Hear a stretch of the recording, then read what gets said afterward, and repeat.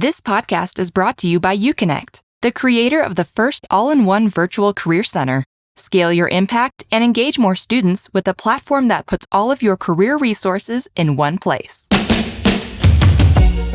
I don't care if a senior is employed after graduation. I care that they're employable. I want to know that they have the capabilities to continue to reinvent themselves over and over again. That's career management skill sets. But of course, the other risk that they need to mitigate is finding just meaning and purpose in their work. In order to flourish as humans, students will need to find work in which they find purpose and where their values align with the mission of the organization. But that's another risk they have to mitigate as they go. So rather than thinking in terms of this is the major and this is the industry and this is the job, helping students think in terms of, okay, well, where are the opportunities today? How do my values align with the mission of these organizations? What are the skills that I've developed that I could be offering? And just take a very different approach to this whole process, knowing that they're going to have to build those professional connections and their resume to be iterating and redoing this whole process over and over again.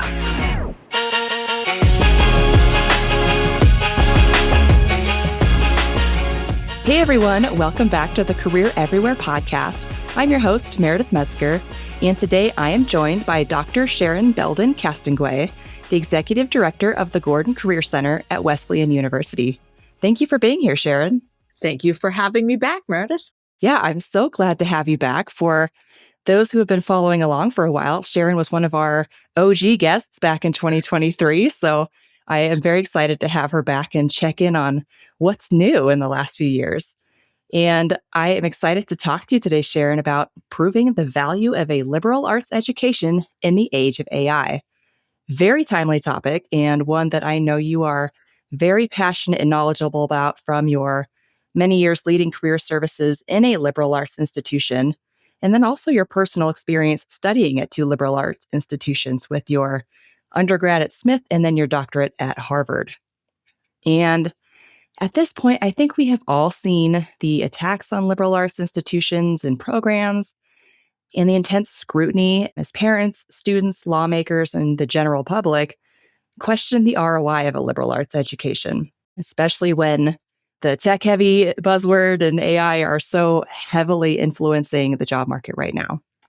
So I am sure you have seen it all in the Gordon Career Center there at Wesleyan, and I'm excited to hear how you're thinking through all of this as a career services leader and just as a longtime leader in the liberal arts space.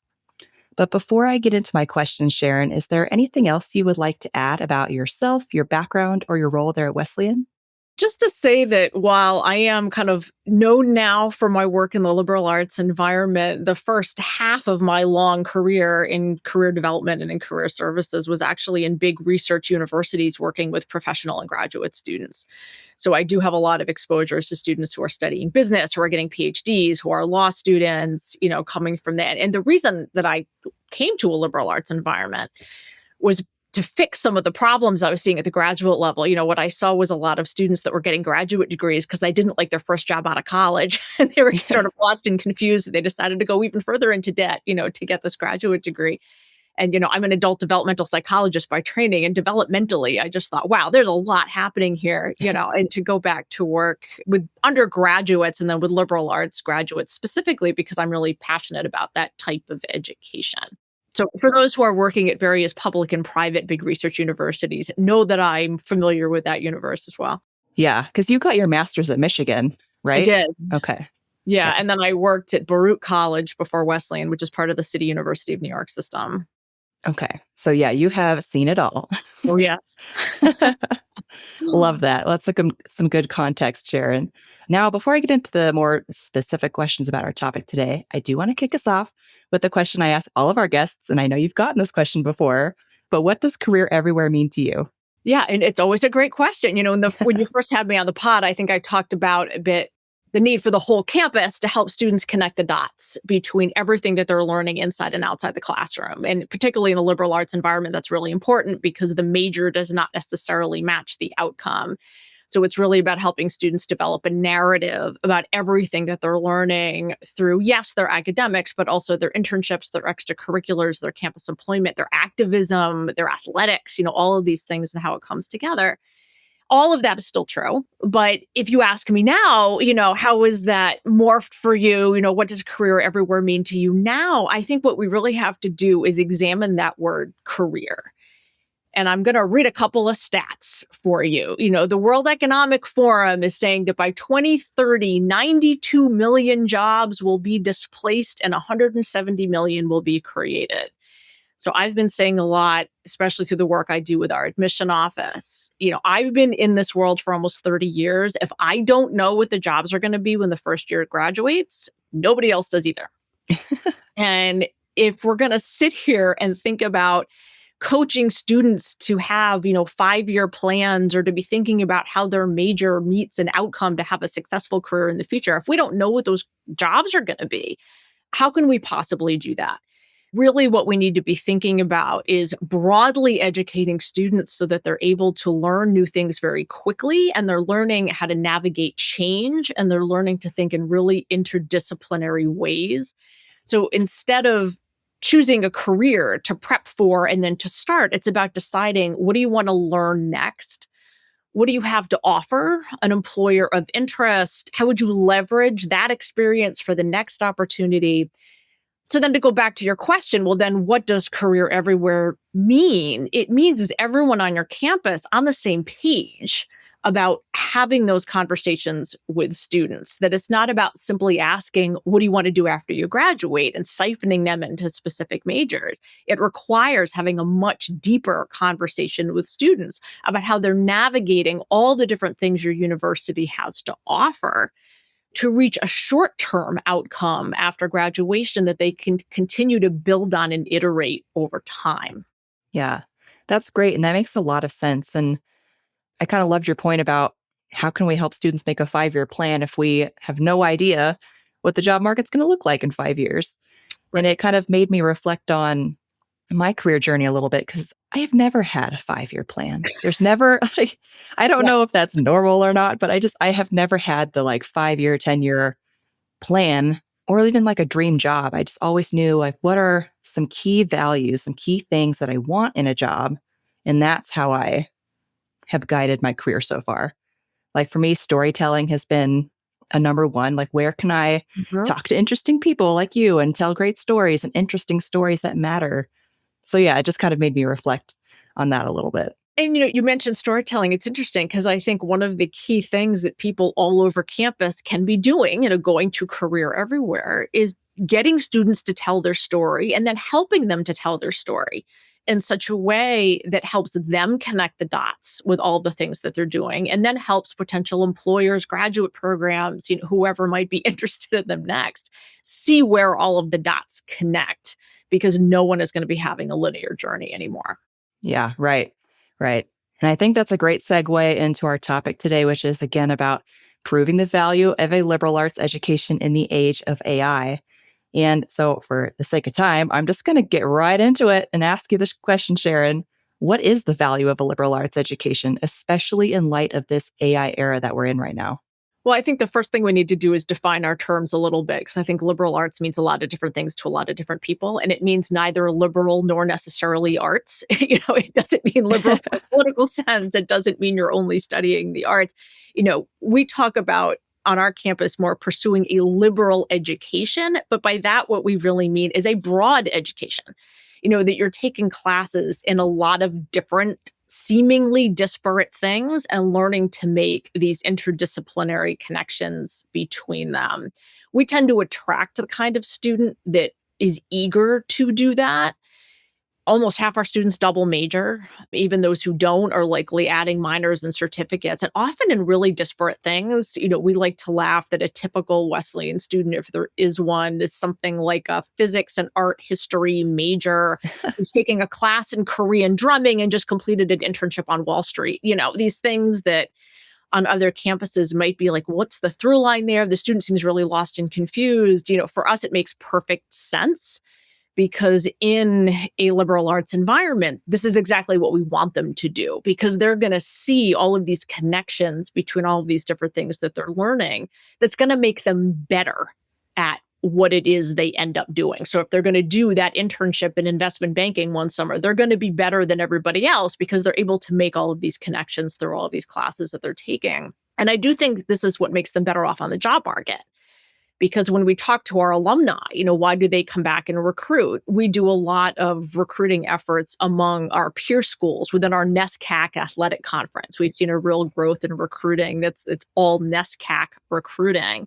And I think part of that is because these alums as a whole are saying, we understand what we got out of our education. We know that a student who went to any of these schools who got this type of education is going to be really good at coming into our organization and hitting the ground running.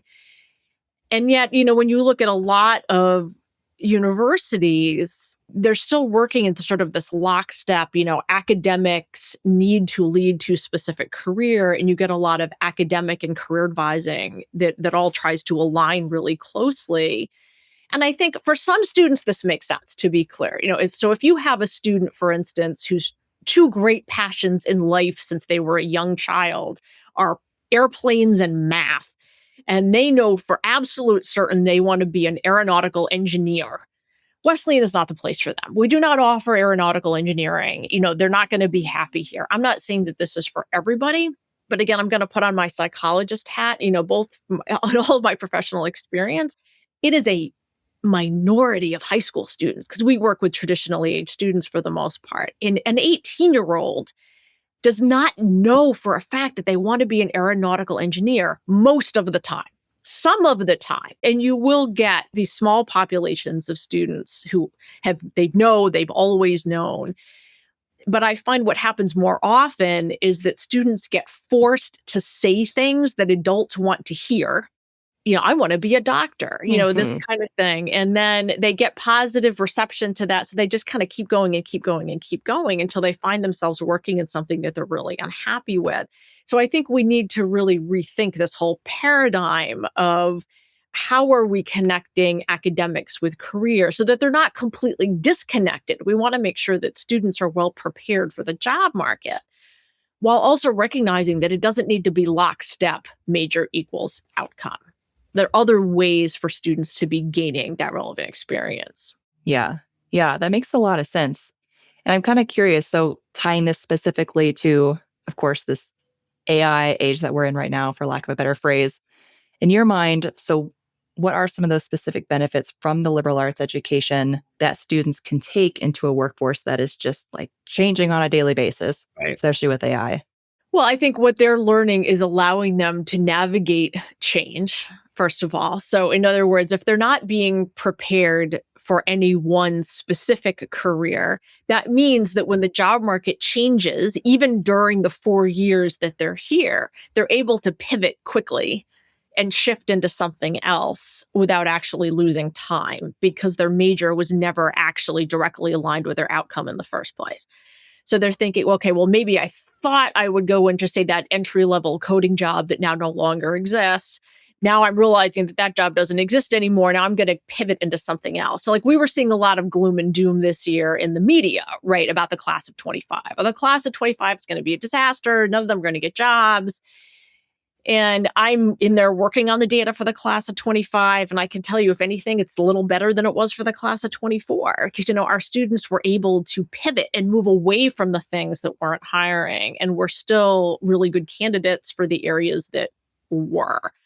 I think the other thing that our students are really good at is when you think about the AI augmentation that you're seeing in a lot of these job descriptions. It's not that students need to be, the computer science major that are, AI forward and have taken all these classes in it or something. That's not what you're seeing in the job descriptions. But it's something like a marketing internship where they want to know that you've designed prompts that are going to get at the things that you need to do a really good job in that marketing internship. But if you look at the handshake data, and anecdotally, this bears out on campus, most students, I think they were reporting something like 80% of students they surveyed, they're already using these tools. They already have a good sense of how to use them. So they might need to get more fine tuned, say in an internship or a job shadow kind of opportunity about, well, I'm using these tools over here for this kind of thing, maybe in a class or through my own, personal life to write recipes or something, whatever.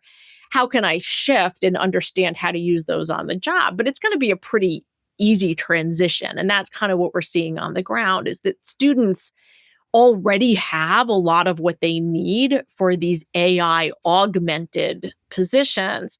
Where I think the liberal arts education comes into play is that, of course, we've all used these tools, right? And you get a lot of garbage from a lot of it. And you have to be able to pick through and figure out what works and what doesn't. What can I believe? What do I not believe? Where do I stress test? How do I continue to ask the questions that make sure that I have something that's actually usable and I'm not just handing the results to my boss and presenting that as my work product? Our students aren't going to do that because what they're taught to do is to think critically about every single thing that they're doing and to really think hard about, okay, what is it that I'm presenting and what does this represent? And have I already critically picked this apart? Can I defend it to my boss the way I would have had to my professor? This kind of thing. So I do think that even though we're talking about entry-level jobs, people think of it, the students are going to have to get more technical because of AI, or the jobs are going to go away. We're not really seeing either of those things. We're seeing that the jobs are still there. There's some AI augmentation, but that our students are pretty well prepared to get there. Right. Yeah. So it's less about teaching the technical skills because, like you said, a lot of your students are already kind of figuring that out on their own anyway. But it's more about in what scenarios can you use AI? What are its strengths, its limitations, the ethical issues surrounding it? How do humans interact with that kind of technology? And our students think really hard and deeply about the ethical implications of a lot of this. And you see that play out amongst themselves. You see that play out in classroom discussions 100%. Yeah, I can imagine. Well, earlier you mentioned some that you have been looking at data recently that's kind of showing that your students are doing just fine, basically, Right. in this job market. Yeah. So I would love to hear more about how you're kind of seeing some of these trends play out at Wesleyan in terms of the benefits of liberal arts education in the age of AI. Yeah. So, and it's interesting because people are sending me articles, about the gloom and doom type stuff and reading some of the coverage and picking it apart. One of the things I noticed is that, you see the reporters go out and talk to students, right? And the students say, I applied to 300 jobs, or I applied to even dozens of jobs, and I didn't get one interview, or I got 2 interviews and they didn't go very well. Those of us who work in career centers, we see, I applied to hundreds of jobs. Okay, well, clearly you're not managing your job search very well. Yeah. You're just, it's buckshot method. Even in a great job market, you're probably not going to do very well because you're not managing your job search very effectively. So, I think how are we helping students manage their job search more effectively is thinking about how are we leveraging some of these tools ourselves, and not just AI, but all the tools we have at our disposal. So a good example is the collections function in Handshake, which is relatively new. We were an early adopter of that. And having each of our industry specific advisors going in there and working with our employer relations team and curating some of what was coming into Handshake into the collections, and then having those specific collections feed into the industry pages of our UConnect site. With the disclaimer that this is not all encompassing. If you're looking for a job as a paralegal before you go to law school, this is not going to be exhaustive. But our law advisor has gone in there and has looked at some positions where she's thinking, okay, based on geography, based on firms where we've had a previous relationship, where we know we have alums, we're going to highlight these positions. So using some of these tools ourselves to help students with the curation while also teaching them how do you do this research on your own, because they all have their own values of what they need in a job or an internship. So how are they using, say, Gemini or ChatGPT or whatever tool they want to use? We tend to be a Google forward school here at Wesleyan. So we encourage Gemini because we know they have access to it. But thinking about how are you using these tools for things like organization research, industry research, coming up with your own list of potential employers that fit whatever North Star that you have. I know I want to be in Boston, or I know I want this size organization, or they have to share these other values that I have. So really thinking about how are ways that we can coach students on using these tools effectively. And then thinking about taking another step back, like how was Wesleyan as an institution thinking about AI? I wear two hats. Obviously I'm a staff member. I run the career office. I have staff who report to me, but I also teach. So I see it through both lenses. And Wesleyan has a program where people like myself can nominate staff to participate in a deep dive workshop with somebody from our IT office to really get in deep with some of these AI tools with a specific project in mind. So we had a staff member do that. And she ended up coming up with a way of automating matching for a virtual mentor program that we run during winter break, where we've been seeing just enormous growth. So to try to match well over 200 alumni with many hundreds of students and trying to do that like hand matching on a spreadsheet wasn't going to work anymore. Yeah. So, she figured out how to use some of these tools herself to do that kind of matching. And then she's now presenting that, not just to folks on my team, but to people all over the university. Like, what are some best practice cases on becoming more efficient with your work, getting everybody on board with using these types of tools in different ways? From the faculty side, our Center for Faculty Career Development has been doing a lot of workshops and scaffolding to help faculty think productively about how can we integrate some of these tools into the classroom so that students do feel like I am getting what I need, so that when I go on to that interview for an internship, I can say with confidence that I've used these tools in an academic setting. I teach a first year seminar in the spring. I've already lined up one of our librarians to come in to help students with how can I use these tools specifically towards doing academic research for my literature review for this course that's due at the end of the semester.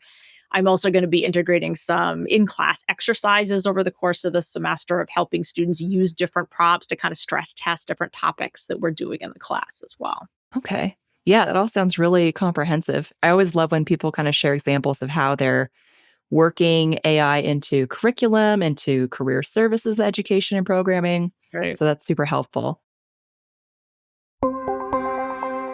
Hey, friend, if you're enjoying this podcast, I think you'd really like the Career Everywhere community. The Career Everywhere community is a digital space for career leaders like you to learn from each other, collaborate, and share best practices around your work. And the best part, it's totally free to join. Join over 1,000 other career leaders and sign up today at careereverywhere.com/community. And kind of on that note, as a career services leader there at Wesleyan, how do you go about measuring and proving the value of a liberal arts education? Again, I know that's a hot topic these days. It is. And I think a lot of it becomes around how transparent are you with your outcomes? Yeah. Because for a lot of us, honestly, the outcomes speak for themselves. That's not just Wesleyan, but we see that at a lot of pure liberal arts colleges. Our outcomes are strong and they're consistently strong.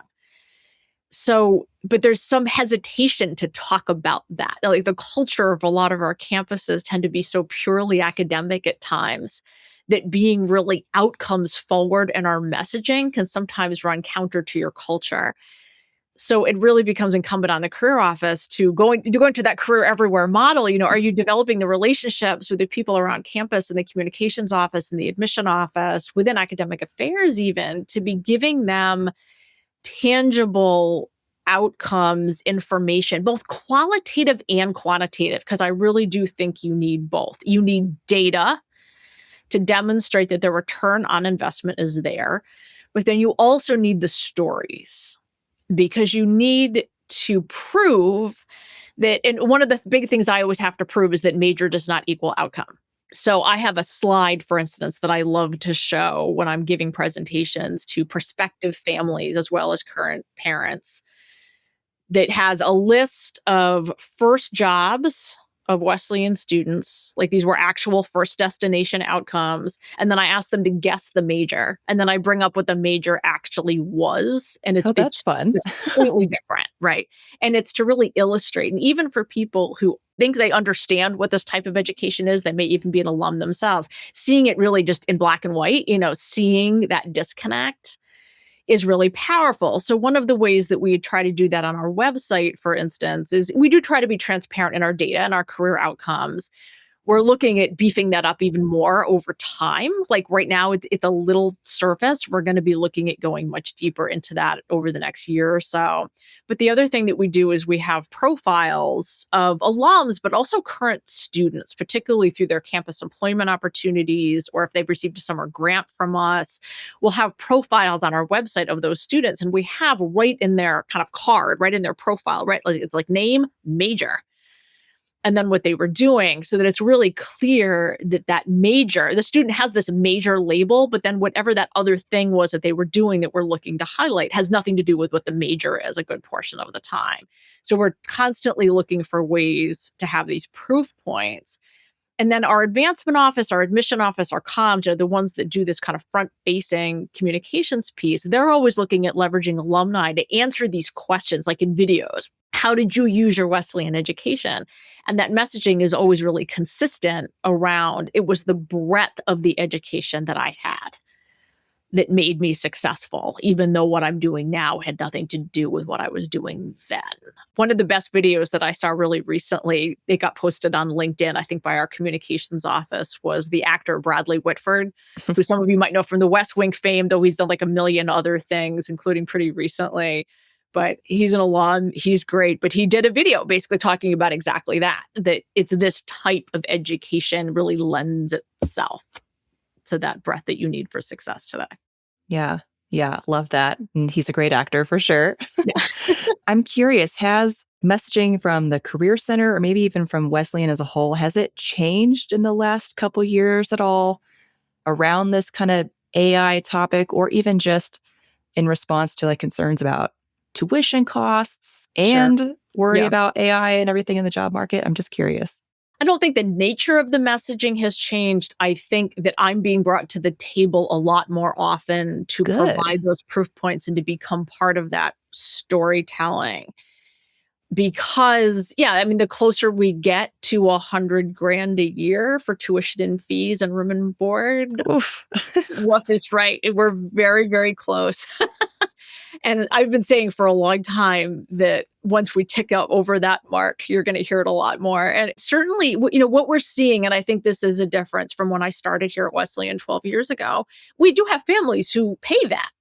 We have plenty who don't, to be clear. Almost half our students are on need-based financial aid, but that still leaves plenty of families who are paying that kind of money. And even those who can easily afford it still want to see return on investment. And that, I think, is much more true now than it used to be.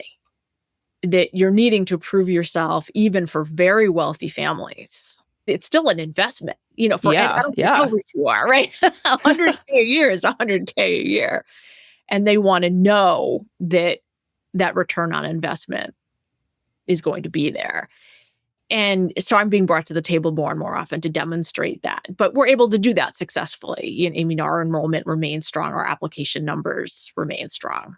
Right. And you were saying earlier that you were actually seeing better outcomes, in 2025 versus previous years? Slightly up. Yeah, we're very consistent, with the exception of 2020. Well, yeah. Everything blew up for everyone everywhere. Though it's interesting because all the years that I've been at Wesleyan, our outcomes have been extremely consistent in terms of the percentage of the class that's either, employed in graduate school, in, long-term volunteer work, this kind of thing after graduation. Our career outcome rate is high and consistent. So when I say it's up, it's going to be up by maybe 2 percentage points or something. And when I looked at the class of 20, what was really interesting was it was not consistent across industry, that you could really point to the industries that affected those overall outcomes. And it was because we're so broad in where our students go that in a typical year, even if one industry is affected, the students just quickly pivot and do something else, and everything kind of comes out of the wash in terms of the outcome. And we just you think about the industries that just got hit really hard during the pandemic. some of these students and it hit so quickly, Hmm. that they just didn't have the time or wherewithal to pivot, or what they might have pivoted to was also not hiring, because you had so many industries that just kind of were paralyzed, during that period of time. Right. Well, you mentioned that you're brought to the table a lot more now, which is super awesome to hear. And I know from our past conversations that kind of one of the ways that manifests is that you often present, right, to like Mhm. prospective students and parents as part of the admissions process.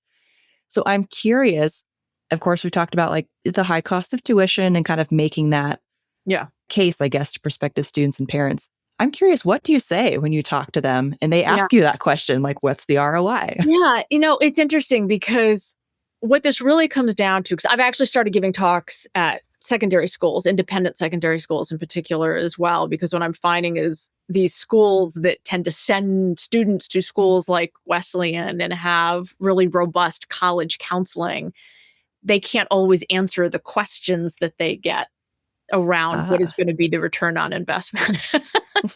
The admission folks struggle a little bit, the college counselors struggle a little bit sometimes. And at the end of the day, listening to the concerns of these families is what they're really looking for is stability for their kids. I'm a parent, I get it. I have a teenager who's about to start this whole process. You want your kids to be safe, right? You want to find stability. And people continue to think in terms of what is the school, what is the major. It's not just about return on investment because we're spending this money. It's, is my kid going to be safe from all of the madness? Because, I'm in the workforce and I'm seeing what's happening in my industry, in my organization, and I am terrified for my child. So I am trying to find the safe haven. So a lot of my messaging is you need to get over it.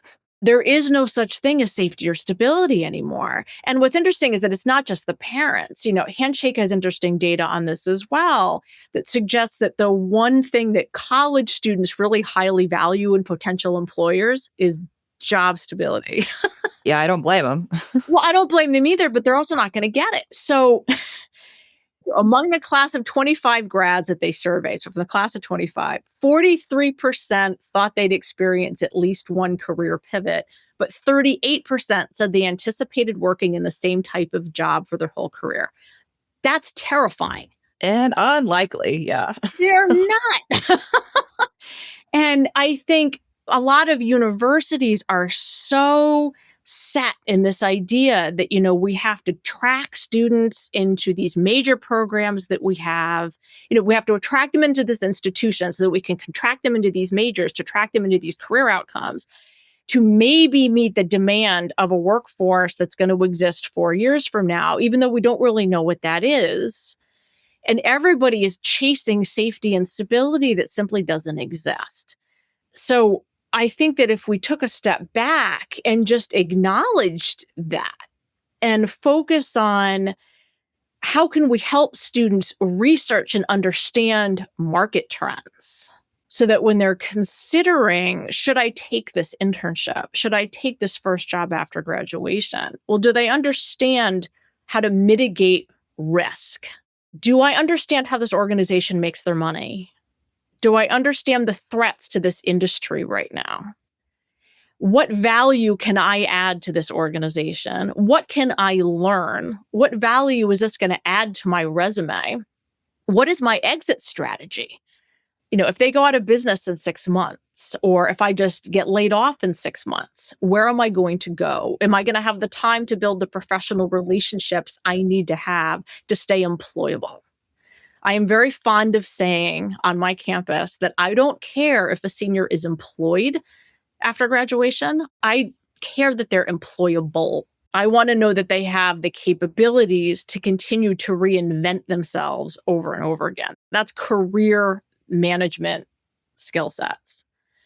But of course, the other risk that they need to mitigate is finding just meaning and purpose in their work. In order to flourish as humans, students will need to find work in which they find purpose and where their values align with the mission of the organization. But that's another risk they have to mitigate as they go. So rather than thinking in terms of, this is the major and this is the industry and this is the job, helping students think in terms of, okay, well, where are the opportunities today?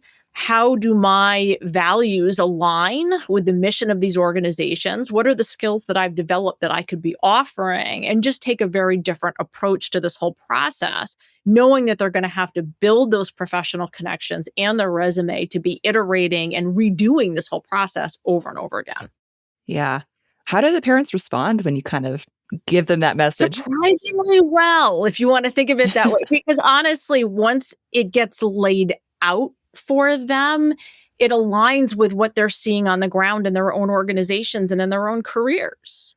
When you put it that way, you start to see a lot of nods, oh, yeah, I get it now, because when they think about what are they seeing with entry-level positions in their own offices, are they seeing them thrive? Are they seeing them grow? Are they seeing them go away? When people are leaving, where are they going? Like, they're starting to look themselves at what does a career trajectory look like, and realizing that it's not linear anymore, and probably wasn't for them, to be clear. I mean, I wrote my dissertation on Gen Xers, and they didn't have linear careers either. So it's not really a shock to the parents of the current college students, because when they think back on their own careers, it was rarely that linear either.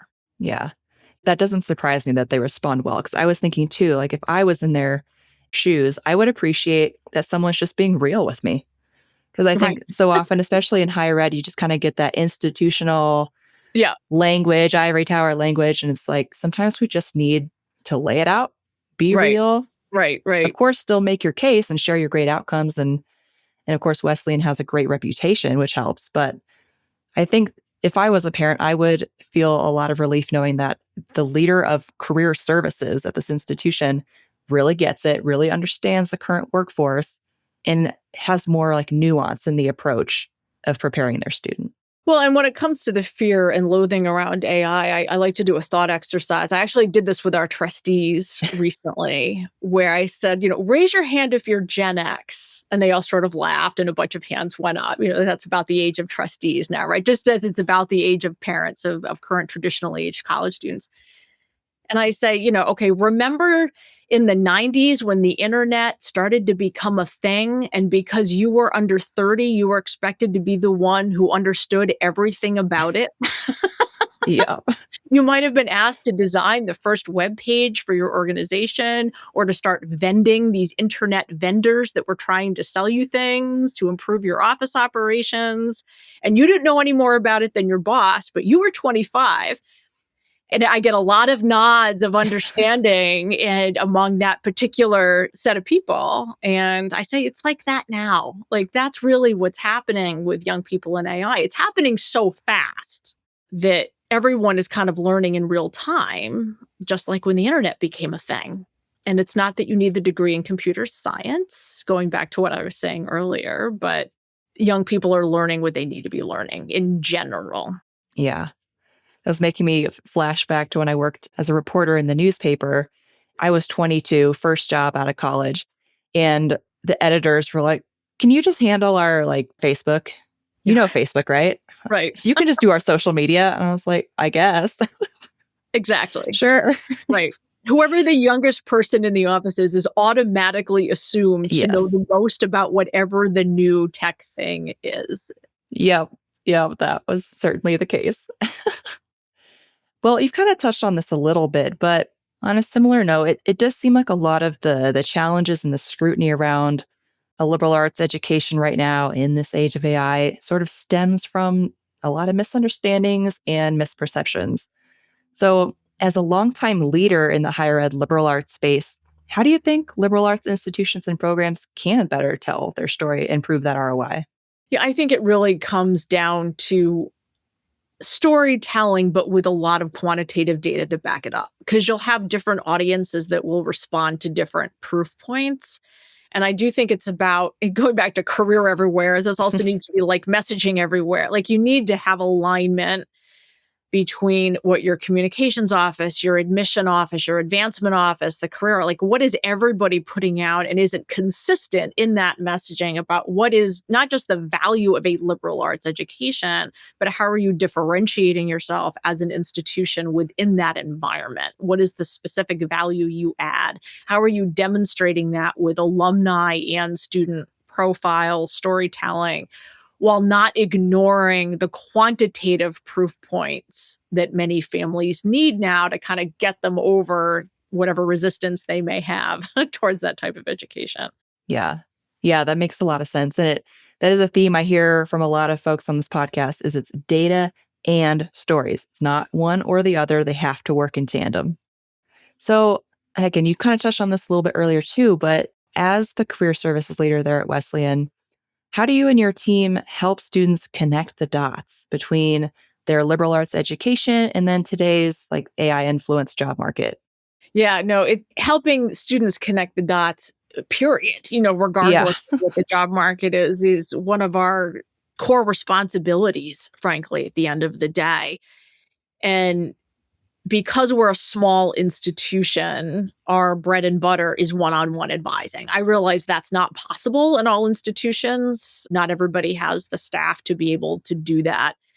But we do over 200 programs a year, but a lot of those programs are to get students in the door for one-on-one advising. And we're really encouraging students to be developing those relationships from day one, whether it be with our peer career advisors, eventually graduating up to our professional, more industry specific advisors along the way. And those conversations are not always, they might get to that point, but they're not just this transactional, show me your resume, what are the classes you're taking, how does X lead to Y? It's who are you and what do you want out of life? It's this really deeper dive into getting to know the student, understanding their motivations. And I realize that it's a privilege and a luxury to be able to have the time and the staffing to be able to go into that. And it's hard. These are hard conversations. You're exhausted by the end of the day if you're spending all day having those conversations. But we really feel strongly that not only that we need to be doing that, but we also need to be helping others on campus understand that those conversations need to happen. They don't need to happen with us. And this goes to career everywhere as well. Like, how can we give others on campus the tools that they need to be having these deeper conversations with students as well? Yeah, I'm curious. I know you do a lot of this like one-on-one conversations. Does the AI stuff come up a lot in those from students right now? Or do you do any programming specific to that? AI is a tool that students can use in a lot of different ways. We're getting close to going live with a new page on our website. Hopefully, by the time this episode drops, we'll have that page live and you can put it in the show notes, where I'm trying to bring together a lot of information to help students kind of think about AI at work, whether that's, articles about what's happening in the job market, advice about how to navigate their career, different videos and forage opportunities that help them make use of some of these tools in a project setting, things along those lines to kind of have it all in one place. But we're not really having conversations about AI as this big, separate, looming thing. It's a tool. It's something they're going to have to learn. It's something they're going to have to use. And it's going to be one more thing that is going to affect what's already a turbulent, dynamic job market. I mean, I think we need to keep in mind as well when we're thinking about what are all of the things that are affecting the job market. AI is only one of those things. Yeah. There are a lot of things messing with the job market right now, right? Yep. But we're always going to have economic fluctuations. We're always going to have policy decisions that affect hiring in different ways. There's always going to be something, right? You're in the job market long enough yourself. You know that there's always going to be something. And helping students see that, is AI going to affect the job market in different ways? Absolutely. Is it going to affect how they do their job in different ways? Absolutely. Can we tell them exactly how that's going to play out? Nope. So, a good example there is radiology. Like, if you go back 10 minutes, there was all of this gloom and doom around, oh, no one's going to need radiologists anymore because AI is doing all of the reading of the films and no one is going to need the professional radiologist. It's a dying breed, blah, blah, blah. Well, what's happened is actually the exact opposite. The New York Times, I think it was, did something about this recently, talking about how, yes, there is a lot of use of AI. Like if you look at the field of medicine, a lot of what is happening with AI is being applied to radiology. But what this has meant is more radiologists, not Yeah. fewer radiologists. So, but no one would have anticipated that back at the beginning. And I think, trying to second guess or think that we as career professionals need to be telling students, do this, don't do that, because AI is coming for you. Do we know? Not really. And trying to tell students you should do this thing when you don't actually know what that outcome is like asking them to put all their money into one stock instead of a diversified fund. Like, I think if I were to use the business translation of what we're trying to do in a liberal arts environment, is we want an index fund. We want students to be investing right, in Diversify your all areas of portfolio. the market, instead of putting all their chips in NVIDIA. You might do really well with NVIDIA right now, but no one really knows where that's going to be in 10 years. Yeah, that makes sense. Yeah, like I said, it's diversifying your portfolio. Diversifying your portfolio. All right. Well, Sharon, you've offered a lot of great insights already, but is there any additional advice you'd like to give to other career services leaders in liberal arts institutions right now? I mean, just hold the line. I find that taking a defensive posture with liberal arts doesn't really go very well. That it really should be about not defending what you're doing, but really saying, like, this is actually the safest thing you can do. Like, if we go back to what's really worrying people is safety and stability, I feel very firmly that the safest education you can have right now is a liberal arts education. Because if you don't know what the jobs are going to be, so that you need to be flexible and you need to be able to learn new things quickly and you need to be able to connect the dots. This is, in fact, the safest thing that you can do. And to own that narrative and to be proactive with that narrative rather than taking the defensive posture. I love that. It's great advice. Well, Sharon, if people would like to connect with you or learn more from you, where's a good place for them to do that? If they want to connect with me, they can certainly do so through LinkedIn. I'm also easily found on our website in terms of if you want my email address and do something specific that way. If you want to know more just about my philosophy around career development, I would refer people to my TEDx talk, which is a bit old now, but we'll brush it off. It did hit 1 million views this past year, so I was really Whoa. And if they want to hear more about Wesleyan as an office and how we do things within the institution, I would refer them back to the track I did with you 3 years ago. I think everything I said there is still accurate, except for our reporting structure. I talked then about reporting to the provost. We were within academic affairs. We're now with the president's office. Okay, cool. I will be sure to include links to all of those things so folks can check it out. And also, congrats on 1 million views. That's Yeah. awesome. All right. Well, at the end of every interview, as you know, we do an answer a question, leave a question thing. So I'll ask you a question our last guest left for you, and then you will leave a question for the next guest. So our last guest was Dr. Matt Cowley of Virginia Tech, and he left this question for you. What is a skill or a piece of knowledge from a different field or discipline outside of higher education that you believe has been instrumental to your success? So it's funny, given that we've been talking about AI, because I'm going to go all the way back to high school. I went to a suburban public high school, very kind of middle of the road kind of place. And I took 2 years of computer science in the 80s. Nice. But I found that having that baseline knowledge of like how computers work and how computer language works, which is really all I got from those 2 years, has actually been really important for me because I learn new tech really easily. Like if you hand a new platform or a new way of building a website, so for actually good, for instance, is, I have 2 classes here at Wesleyan where we use portfolios for different assignments. And I found out the day I came back from break that the portfolio vendor I'd been using went out of business. Oh, no. That's what you want right after the break. That's what you want to find out right before classes start. So I had to completely start over with a completely different platform, rebuilding everything very, very quickly. But I found that just by having that high school experience, I dive into those things and get there a little faster than the average person my age. I love it. That's a great example. Well, what question would you like to leave for the next guest? Oh, gosh. So I'm going to continue on the theme of AI. And since we're on that topic, I will ask to the next person, what has been the most impactful use case of AI on your office's operations? Ooh, I like that one. That's a good one. I'm sure we'll get lots of good answers. Like, I want to ask that to everybody. Maybe I'll put that as a question in the Career Everywhere community. There you go.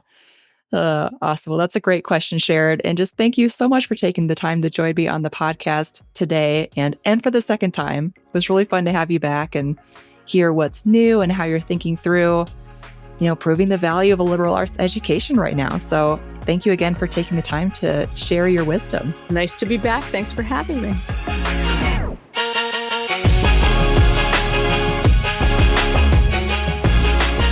That's all for this episode of Career Everywhere. Thanks so much for listening. If you enjoyed it, please be sure to hit subscribe and rate and review us wherever you get your podcasts. We'll see you next time.